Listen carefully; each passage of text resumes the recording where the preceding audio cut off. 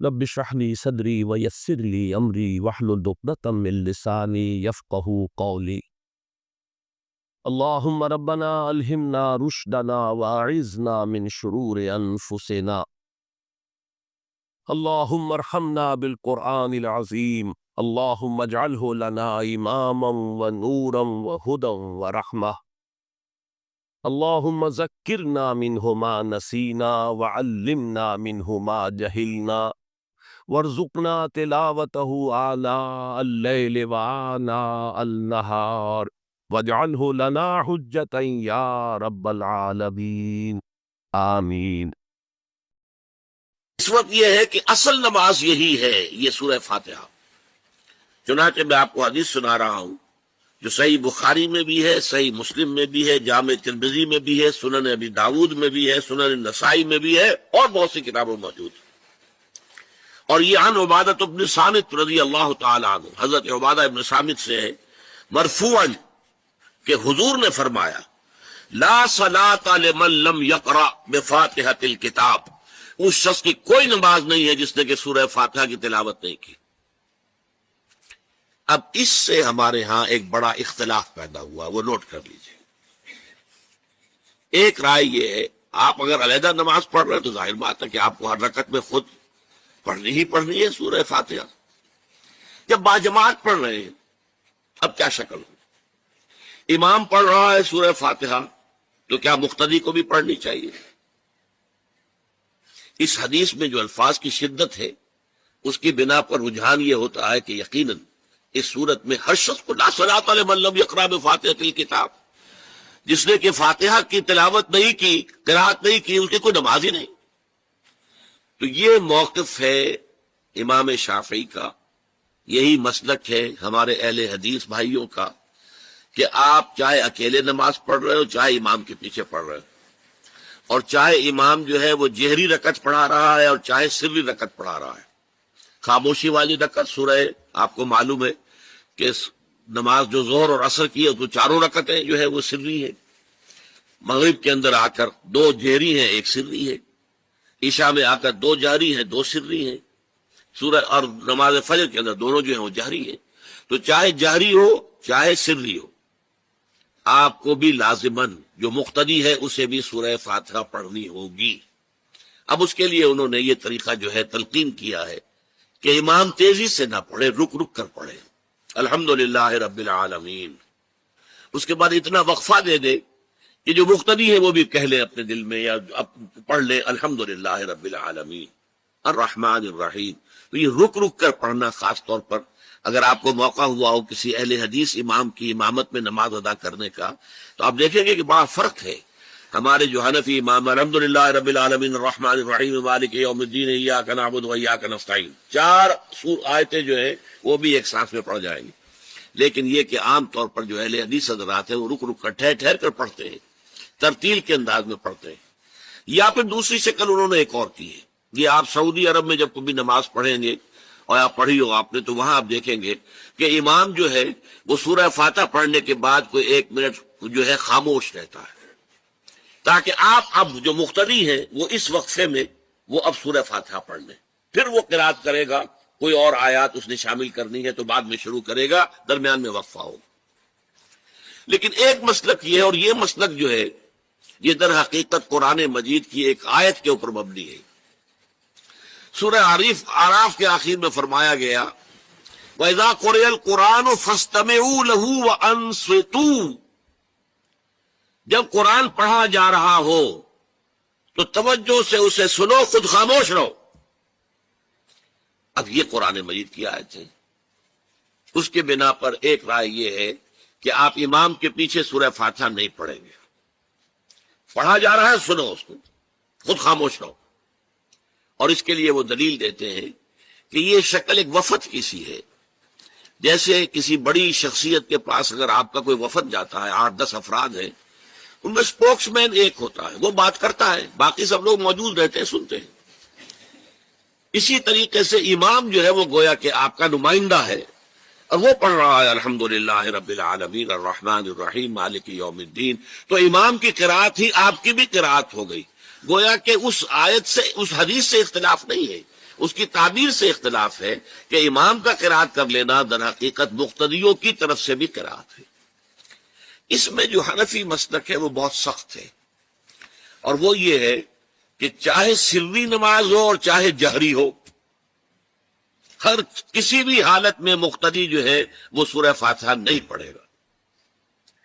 اب اس میں ذرا سا سوال پیدا ہوتا ہے کہ جہری رکعت میں تو اس آیت کا اطلاق ہو جائے گا کہ وَإِذَا قُرِئَ الْقُرْآنُ فَاسْتَمِعُوا لَهُ وَأَنصِتُوا، سری میں تو اس آیت کا اطلاق نہیں ہوتا۔ بہرحال یہ مسلک ہے، امام شافعی کا ایک انتہا پر ہے، ہر صورت میں سری ہو یا جہری ہو آپ کو پڑھنی ہی پڑھنی ہے، اور امام ابو حنیفہ دوسری انتہا پر ہے کہ چاہے سری ہو چاہے جہری ہو کسی شکل میں نہیں پڑھنا۔ امام مالک کا مسلک ہے درمیان میں، اور میں اس میں کوئی جھجک محسوس نہیں کرتا کہ میں آپ کے سامنے عرض کر دوں کہ میں اس پر عمل پیرا ہوں۔ وہ کیا ہے؟ جہری نماز میں خاموش رہو اور سنو، اس آیت کا اطلاق ہو جائے گا جب بلند آواز سے پڑھ رہا ہے امام تو پوری توجہ فاستمعوا له، اپنی پوری توجہ کو اس کے سننے کے اوپر مرکوز کر دو اور خود خاموش رہو۔ سری رکعت میں البتہ جبکہ وہ بھی خاموشی سے پڑھ رہا، آپ بھی خاموشی سے پڑھ رہے۔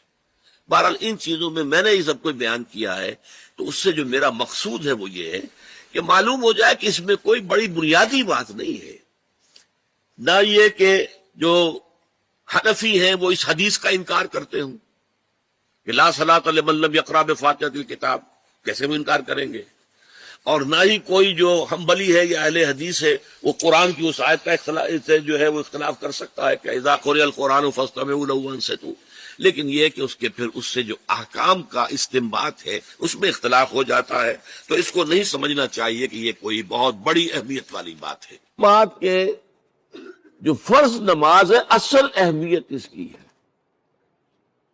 ہمارے ہاں عام طور پر مذہبی حلقوں میں اور خاص طور پر جو ذرا متصوفانہ انداز کے رنگ کے لوگ ہوتے ہیں وہ فرض کو تو بس ایسے ہی ادا کر لیتے ہیں کہ جیسے بس اس کی کوئی اہمیت نہیں ہے، بلکہ بعض لوگ وہ بھی ہیں کہ جو فرض کو تب کر دیتے ہیں، نوافل پر سارا زور ہے، صرف رات کی نماز پر زور دیا جا رہا ہے۔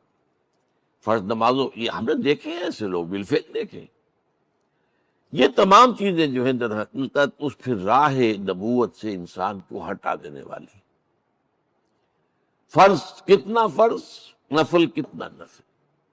نوافل کے بارے میں جو ہے شریعت سے ثابت ہے، وہ تہجد بھی نافلۃ لک، حضور کے لیے تو لازم تھی، باقی کے لیے لازم نہیں ہے۔ جو قیام اللیل شروع میں تھا وہ لازم نہیں ہے۔ ہاں رمضان مبارک میں اس کی تشویق ہے، ترغیب ہے، وہ خاص ایک مہینہ ہے، اس میں دن میں کھانا پینا جو ہے وہ حرام کیا گیا، تو رات کو 2/3 رات یا 1/3 کم سے کم 1/3 رات جاگو اللہ کے قرآن کے ساتھ، اللہ کی کتاب کے ساتھ۔ تو یہ اصل میں جو توازن ہے یہ جو ہے بہت ضروری ہے۔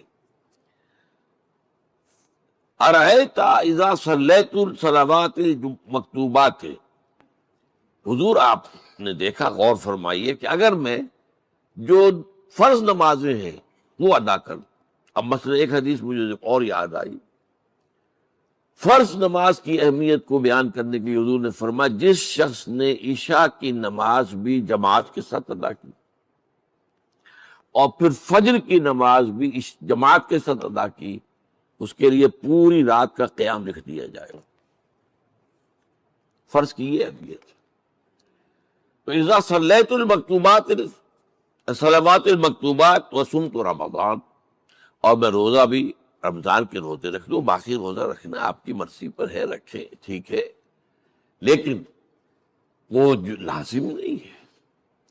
نجات کے لیے لازم جو بیس لائن ہے وہ جو عبادات فرض، اس کے بعد جتنا آدمی اضافہ کر سکے، حالات کو بھی دیکھے۔ بعض حالات ایسے ہوں گے کہ اس میں اصل اہمیت جہاد کی ہو جائے گی، قتال کی ہو جائے گی۔ اب ایسا حال بھی ہو سکتا ہے کہ اسلامی نظام قائم ہے، اسلامی حکومت قائم ہے، نظام خلافت قائم ہے، تو اب قتال کا معاملہ جو وہ حکومت کے ذمہ ہے، حکومت انتظام کرے گی۔ اگر کہیں 10,000 آدمی چاہیے، 10,000 آدمی نکل آئے جانے کے لیے، تو باقی آرام سے گھر میں سوئیں یا نوافل پڑھیں، ساری رات کھڑے رہے، ٹھیک ہے، یہ تقرب بالنوافل کا موقع ہوگا۔ لیکن اگر اللہ کا دین جو ہے وہ مغلوب ہے، پامال ہے، اسے پاؤں تلے رودا جا رہا ہے، شریعت کی دھجیاں بکھیری جا رہی ہیں، عوامر کا استہزاء ہو رہا ہے، اور جو منکرات ہیں ان کی تبلیغ ہو رہی ہے، اس وقت آدمی نوافل میں لگا رہے، وہاں تو فرض ہو جائے گا امر بالمعروف نہی عن المنکر، جہاد، اس کی جو بھی تقاضے ہوں، اس وقت سارے تقاضے اس کو بیان کرنے کا موقع نہیں ہے، اس وقت اصل شے وہ ہوگی۔ اس فرض کو ترک کر کے نوافل میں لگیں گے تو یہ نوافل منہ پر دے مارے جائے۔ اس کو بہت زیادہ نمایاں کرنے کے لیے میں مثال دیتا ہوں کہ ذرا سوچئے، جب دامن احد میں معرکہ جاری تھا اور صحابہ کی جان پر بنی ہوئی تھی، خود حضور کی جان پر بنی ہوئی تھی، آپ کو معلوم ہے آپ زخمی ہوئے ہیں اور اتنا خون آپ کا بہہ گیا ہے کہ آپ بے ہوش ہو گئے ہیں، اور خبر اڑ گئی کہ آپ کا تو انتقال ہو گیا، شہید ہو گئے۔ اس وقت اگر کوئی شخص مسجد نبوی میں بیٹھا ہوا درود کی تسبیح پڑھ رہا ہو، یا کوئی اور نوافل ادا کر رہا ہو، یا قرآن پڑھ رہا ہو، تو اس کے بارے میں کیا حکم آپ کا ہوگا؟ پکا منافق، حالانکہ کام تو وہ اچھے کر رہا ہے، درود کی کتنی فضیلت آئی ہے، اور نوافل ہے، یا قرآن کا پڑھنے کا ایک ایک حرف کا 10 نیکیوں کا ثواب ہے۔